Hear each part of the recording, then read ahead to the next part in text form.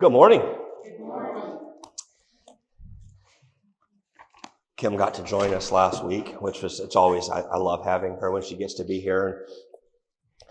And when we left, she said, "Do you always preach that long?" I'm like, "Well, thank you, dear." I'm like, "Well, you should know, you say you always watch the video," so. It was funny. That's all you have for me after that. But I got to thinking that we are doing that, and we are recording these and we're posting. We've got people that are tuning in from other places. We want to welcome just not us. We've got people that are tuning in from Fort Myers, sometimes from Los Angeles. And then, we've got people that used to be here and that they've moved, to Glen Carbon and surrounding areas that are tuning in. And we keep them in our minds as, they're a part of what we're doing here. They're a part of what we're trying to do and become in our community. And what I want to talk about this morning, it's kind of in the same vein as what we've been talking about. I've been really wrestling with the idea of church because you guys know me. There's not very much tradition. I'm not very traditional of a person. And the way that we've organized our family growing up, we allowed our kids to play sports, and that sometimes took us away from being a part of the church. And I've wrestled with that decision. I've seen a lot of pastors, some that they forced their kids to be at everything, and they loved it, and they're a part of it. And some forced their kids to be a part of everything, and they grew up and they resented their parents for that, and they never stepped foot inside of a church again. And so I don't know that there's a right way to do it, or I just don't know if there's a right way to do it. I think there's things that I was having a conversation with Caleb yesterday, and he's got a girlfriend that he's pretty serious about. And I'm like, I know you're not thinking about anything farther than what you're doing right now. But before you do start beginning to think about those, there's some questions that you need to ask yourself, and you need to ask that person. You need to have some difficult conversations on the front end. And I said, I know that, when you think about the idea of kids and stuff, like that's the last thing that's on your mind right now, but that's one of those things that when you begin to, talk to somebody more seriously in a relationship, that you need, I'm sure you look back at your childhood and you go, there's things that we'll probably do moving forward. And there's things you go, I would never do that to anybody, right? Because whenever you've never had kids before, everything's like a science experiment, right? You're like, we're going to try this and see if it works. And then we're going to try this and see if this works. And so so I don't know that we've always done the right thing. But through the decisions that we've made, we've always tried to follow Jesus. And something it's always bothered me about the church is that we spend a lot of time talking about church, right? It's kind of the cornerstone of our faith. And Jesus never did. In fact, I looked it up. I had this thought this morning. I looked it up as I was just kind of going over my notes. Do you know how many times that Jesus used the word that we now translate as church? 2. Once was Peter's confession. He said, upon your confession, upon this rock, I'm going to build my ecclesia, my gathering. Right? Different kind of an idea as to how we use it. Right? We think of church, we think of this, the formality that we get together. We're going to sing a few songs. We're going to have the Lord's Prayer. We're going to have communion. We're going to, that kind of a thing.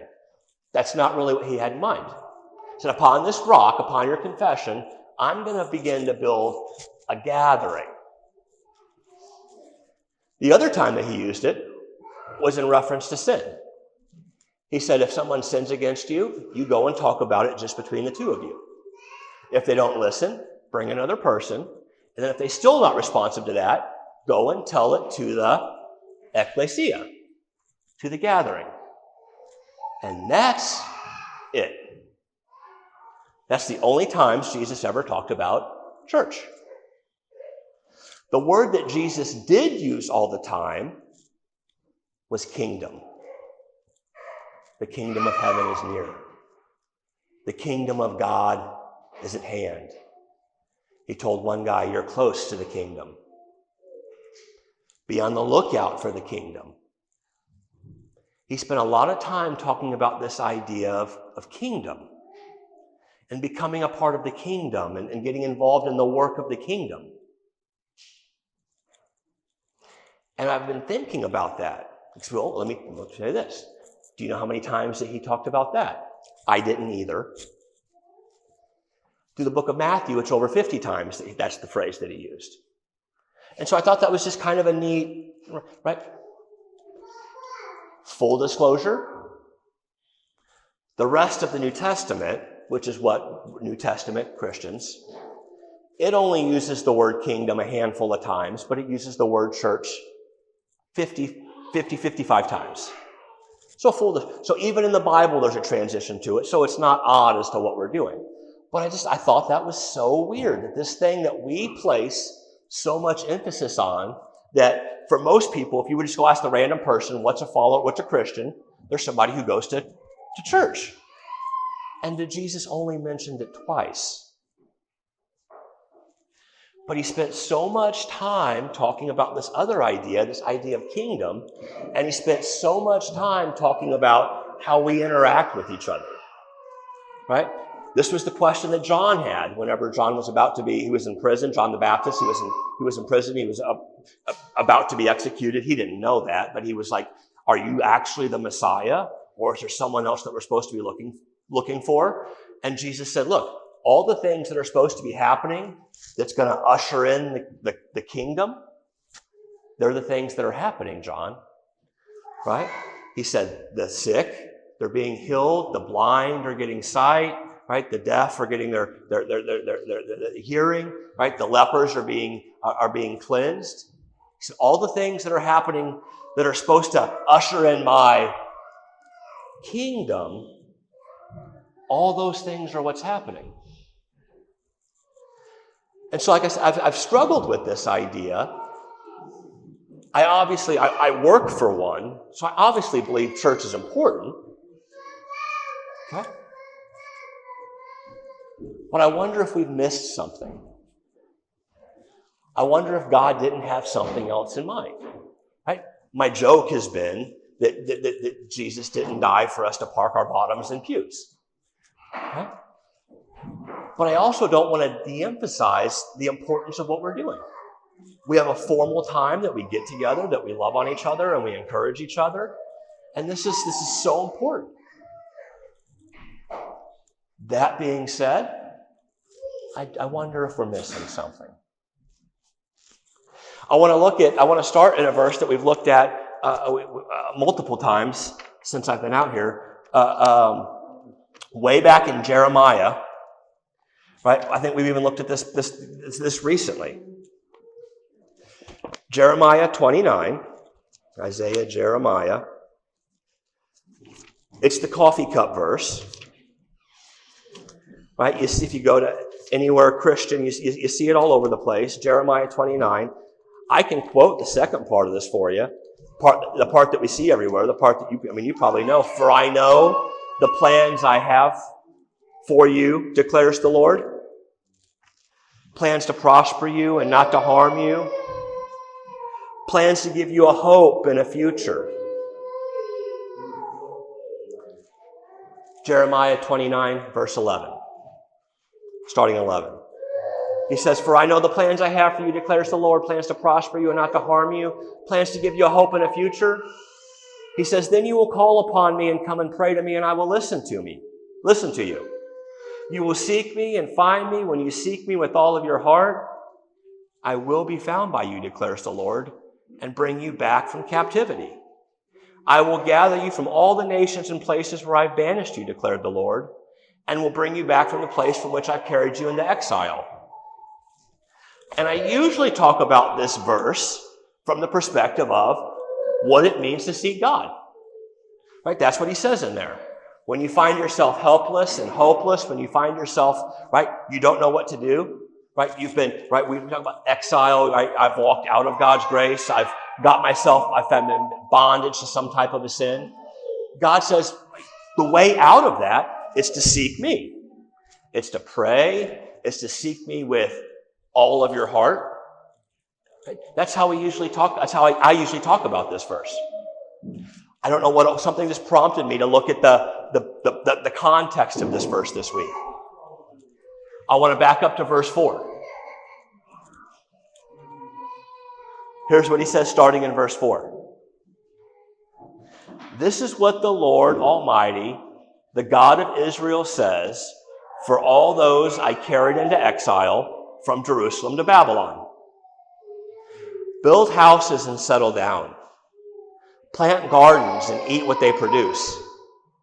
Marry and have sons and daughters.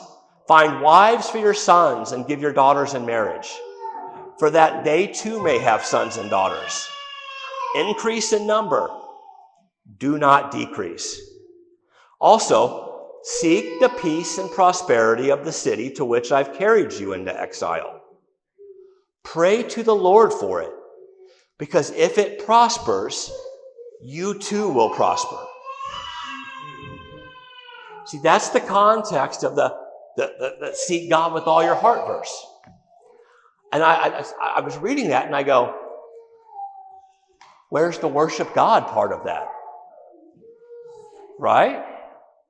Where's God's directive is to, you go learn how to be a good human in your community. See, that's what he says. He says, this is what I want my people to do when they find themselves in exile. I'm sending you there. Go build yourself a house. Go find a wife. Go find wives and sons for your kids. Right? Go. I like the next part. Go increase. Right? Go make babies. Right? Go make lots of babies. Don't decrease. He said, just go multiply. That's what God tells his people to do. And I just saw, and I thought, that's so weird. Right? They're in captivity, so they can't go to the temple to worship. But there was nothing about that at all. He says, you go learn how to be a good human in your community. Go before the city that you find yourself in. Go build it up. Go get involved. Right? He says, pray for it. Encourage it. Help it grow. Help it prosper. Right? That's the context for the I will bring you back verse. He says, when you find yourself out, when you're not amongst God's people, you go before those that you're around. That's what the kingdom looks like. It's bigger than just we show up and we sing.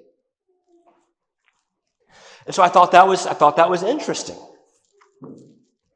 And then we come to Jesus and some more verses that you could probably quote as well as me. In Matthew chapter 6, the end of Matthew chapter 6. Right? The first part, Matthew 6, we're going to look at verse 33. But the first part of it, it's when we talk about stress and worry. And Jesus says, look, you don't have to worry about food. You don't have to worry about clothing. And he gives that analogy. He says, you've never seen a bird flying across the sky and just falling out of it, right? He goes, even the flowers, they're dressed up in all of Solomon's splendor, right? God gives them plenty of rain. God takes care of them. If he takes care of the birds, if he takes care of the flowers, he's obviously going to take care of you as well. And then Jesus says this in verse 33. We'll start in 32. He says, the pagans run after all these things, and your heavenly Father knows that you need them. But you seek first his kingdom and his righteousness, and all these things will be given to you as well. Therefore, don't worry about tomorrow, for tomorrow will worry about itself. But each day has enough trouble of its own. And I read this, and You're seeking after something just like I am. Right? Maybe it's just peace.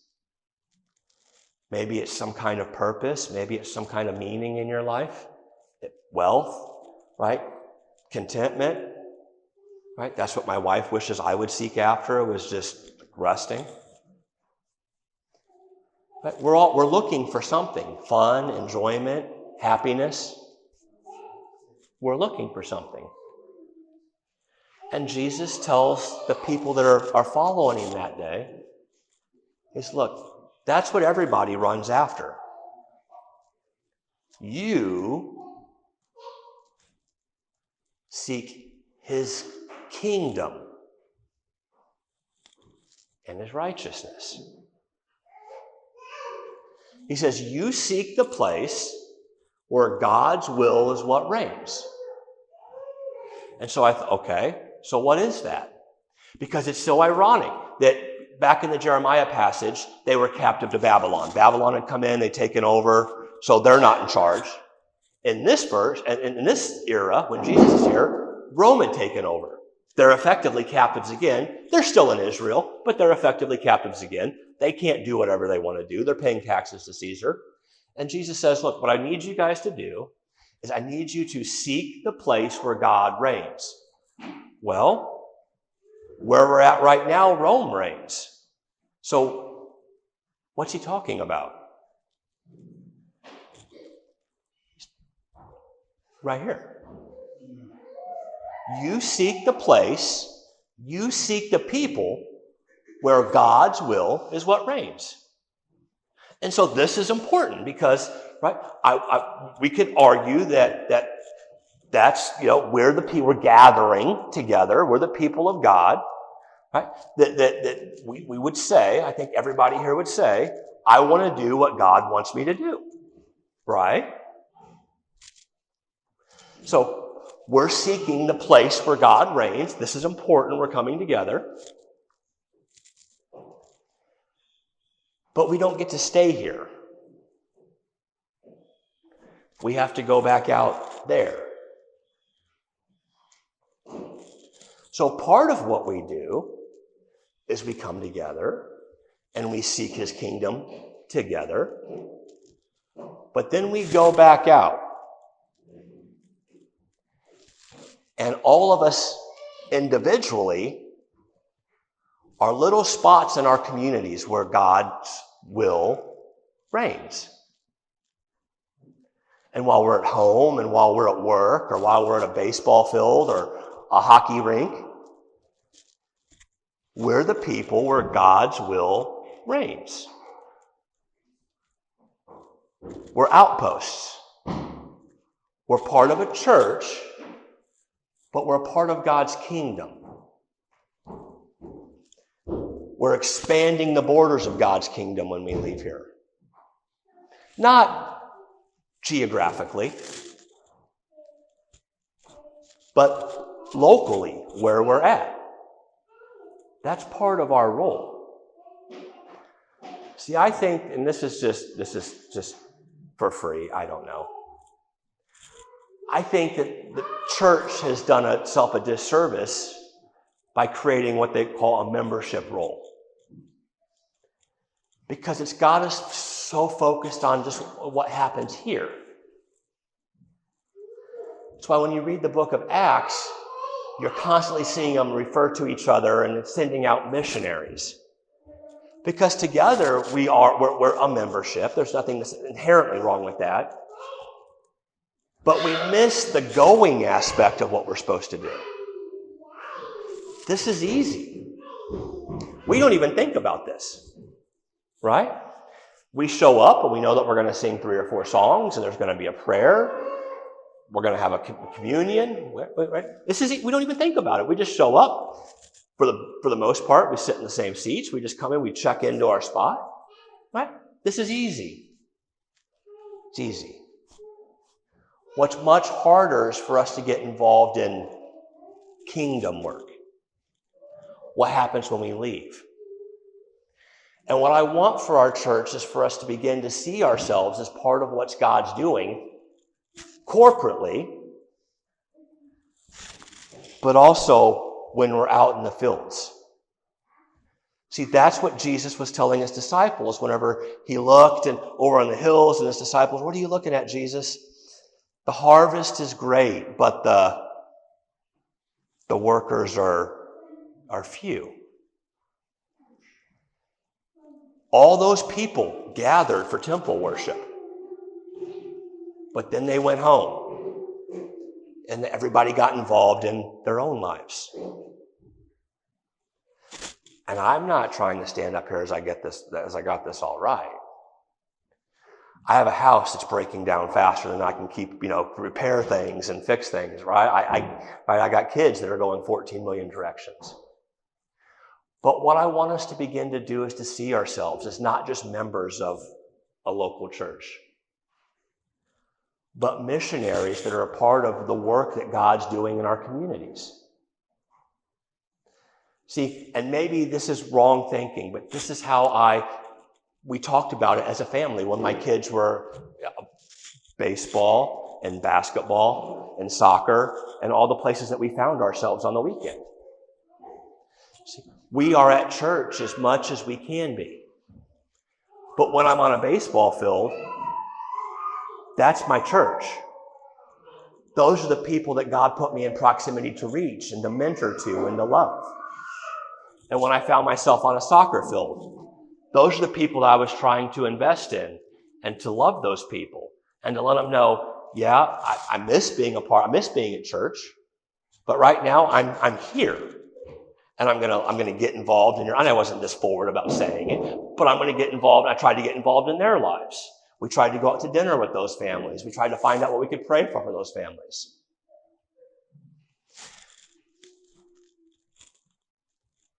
See, being here is so important. I said it's important, right, Brenda? Yeah. Right? I don't want this to come back and say this is, right? I said this is important, right? This is important, right? This is important, right? But what we do when we're not here is just as important.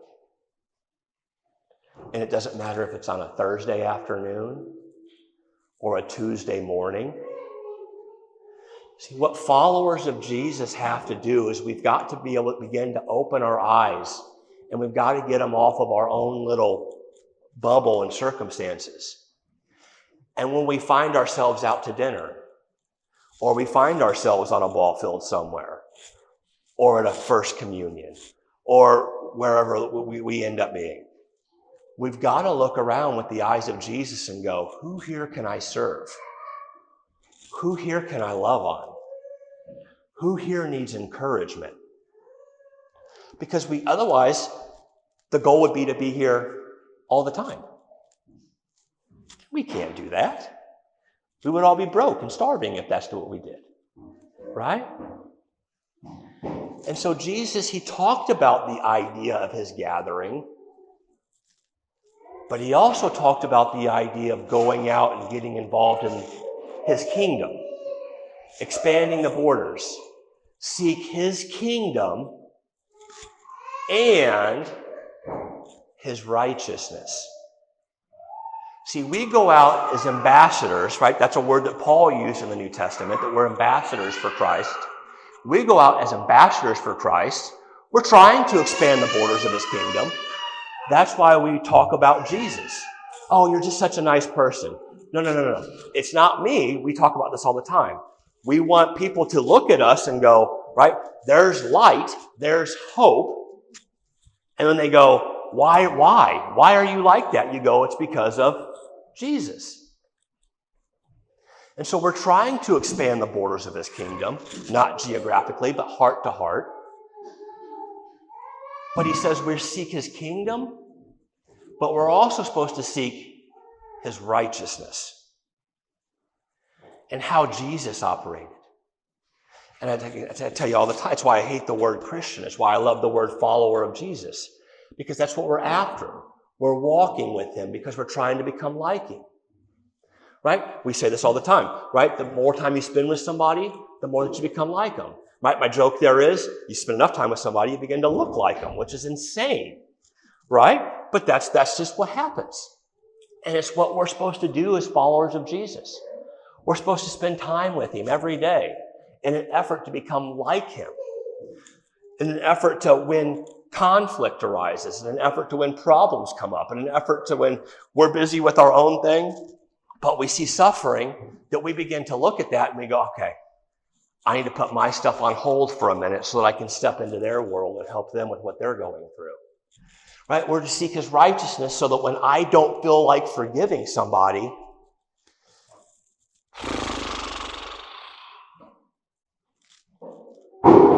it's not about me. It's about him and his righteousness. I've got to forgive him anyway. We're to seek his kingdom and his righteousness. And because he says here in Matthew that everything that we're concerned about, he goes, he's going to take care of that if that's our approach to life. Right? Seek first his kingdom and his righteousness, and all these things will be given to you as well. How? Through the church. Through us coming back together. See, one of the things that I love and I hate about America, and this is going to go sideways fast, I love the fact that we have our freedom and our independence. But because of that, sometimes we get this thing inside of us that doesn't want to ask for help, which is the actual reason that we get together. Do you remember what Acts chapter 2? They met together. They were all in common. They were devoted to the apostles' teaching, to the breaking the bread, to prayer. And it says that they had everything in common. There were no needs that were unmet. Corporate, church, gathering, very important. But then they left those meetings and they went back to work and they went back out into their community.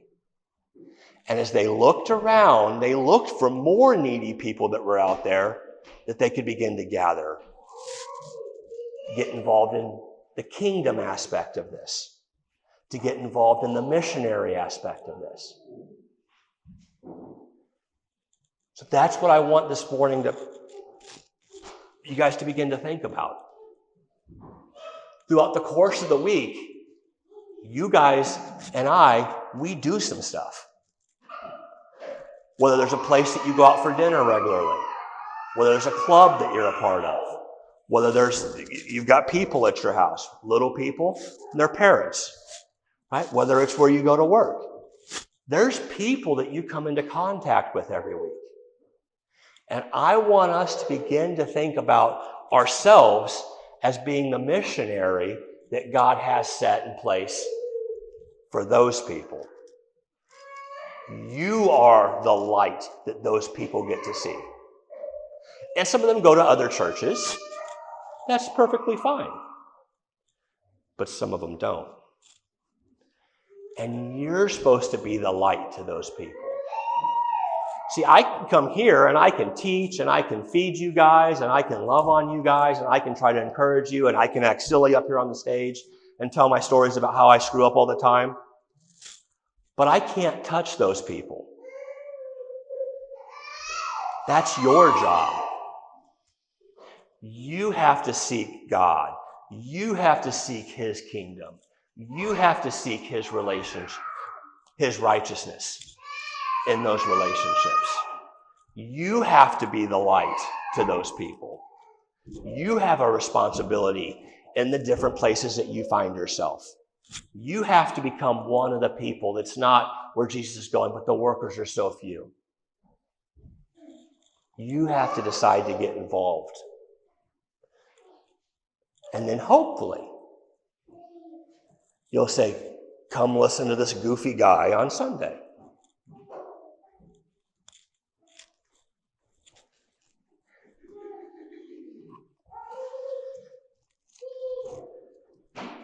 Here's how I know that you're supposed to get involved, if you want the verse. In Acts chapter 11, verse 24, Acts 17, verse 26. Paul's talking to a group of people that are they worship other gods. And he's walking around the city and he's going, look, I see that you're very religious. You worship Zeus. You worship Hermes. You worship all these gods. He goes, let me tell you about the actual God. Let me tell you about the real God. And it says from one man, this God made all the nations, that they should inhabit the whole earth. And he marked out their appointed times and histories and the boundaries of their land. He says, this God, Jehovah God, he made from one man, he made everybody.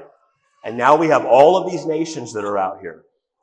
He says, God did this so that men would seek him and perhaps reach out for him and find him. He said he did that with a purpose. He wanted people to be able to expand, to live, but eventually he put them in proximity with each other so that they would have a chance to figure out who he actually was. He says, though he's not far from each one of us. For in him we live. God did this so that they would seek him and perhaps reach out for him and find him, though he's not far from any one of us. For in him we live and we move and we have our being. As some of your own poets have said, we're his offspring. He says that God set up the times and the places where we find ourselves. Let's go back to Jeremiah. For I know the plans I have for you, declares the Lord. He doesn't get specific. Plans to prosper you and not to harm you. Plans to bring you a hope and a future. Fast forward back to Acts. He set up the times and the places where you live and where I live. He says this is the story throughout Scripture, that there's a sense of destiny to our lives. There's a sense of built-in meaning, especially for those of us who are followers of Jesus. You're not where you're at by happenstance. It wasn't an accident. Not all the specifics were laid out, but God moving the pieces around the board so that people that don't know him have a chance to. We come together. We love each other. So important that we do this. But then we have to go out. And I have a responsibility out there. And you guys have a responsibility out there. We're members of a fantastic church where we get to come and love each other. But we're also missionaries in all the places